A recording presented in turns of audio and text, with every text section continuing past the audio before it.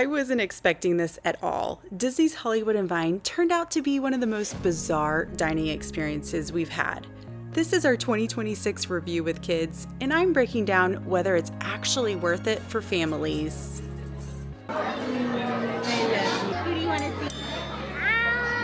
Minnie. Hollywood and Vine is a character buffet located inside Disney's Hollywood Studios, and it's best known for Minnie's Seasonal Dining. This is the only place at Disney World where Minnie and her friends rotate seasonal outfits throughout the year.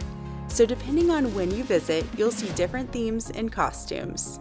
Because it's a buffet, you're paying not just for the food, but also for the character experience, and that's seasonal theming. Food-wise, I want to be really clear up front.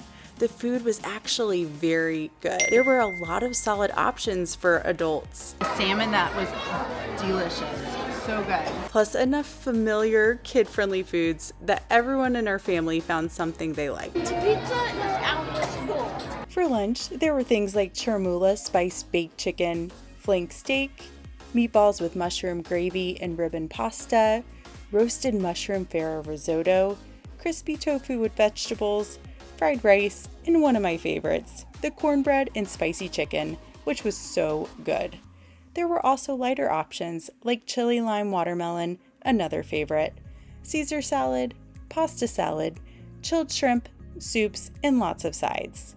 For kids, there was a dedicated corner with mac and cheese, pizza, chicken nuggets, and familiar favorites, so everyone was happy. Dessert was a big win. The kids loved making their own soft serve ice cream sundaes with all the toppings, and there were also cupcakes, tres leches cake, bread pudding, apple cobbler, and seasonal desserts. And as a dietitian, I really appreciated how many vegetarian and allergy-friendly options were available. So purely from a food quality standpoint, I'd give it a 4 out of 5. So the food wasn't the issue, and that's where this experience gets interesting. What felt really different was the level of customer service and attentiveness we're usually used to at Disney World.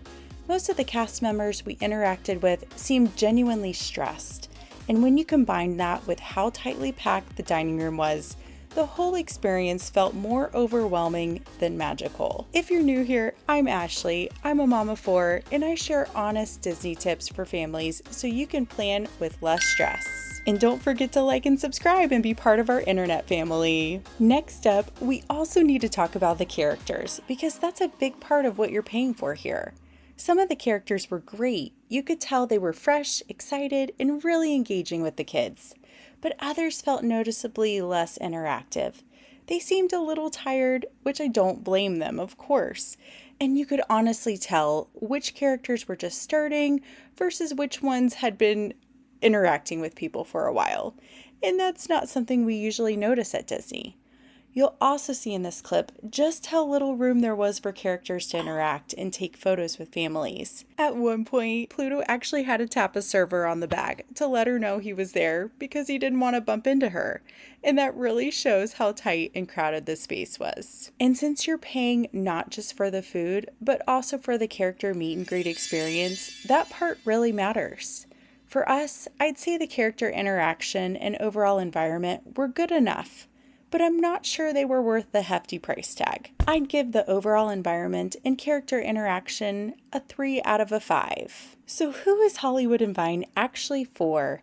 This can be a good choice if seeing characters in seasonal outfits is really important to you, because this is the only place at Disney World that offers that.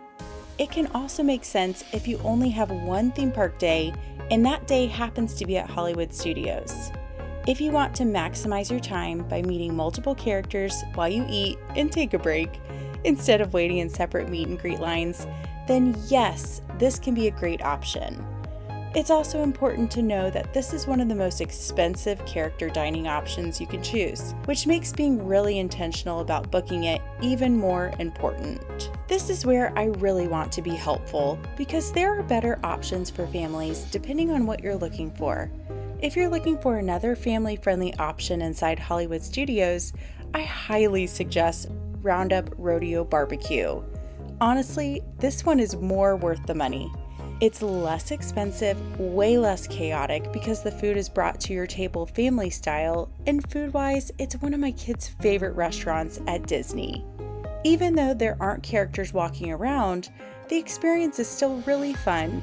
You become one of the toys, and when Andy comes nearby, everyone freezes. If you're looking specifically for a different character dining experience, Garden Grill is one of my top recommendations for families. Garden Grill is located in Epcot and it's family style, so there are no buffet lines.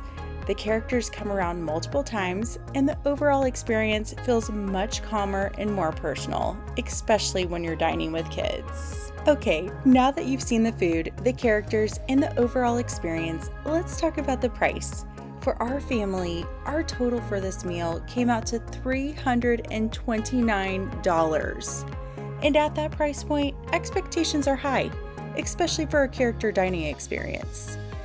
So, is Disney's Hollywood and Vine worth it for families in 2026? For us, it wouldn't be a repeat. The food was very good, but when you factor in the price, the crowded environment, the service level we experienced, and the character interaction, it didn't feel as magical as other character dining options. If you're a rope drop to fireworks family like we are, I'd personally choose a calmer sit-down meal during the day. If you're planning a Disney trip in 2026 and want honest, real-life family tips, make sure you subscribe and let me know in the comments, would you try Hollywood and Vine for the seasonal outfits or would you skip it? Hope this makes your planning a little easier.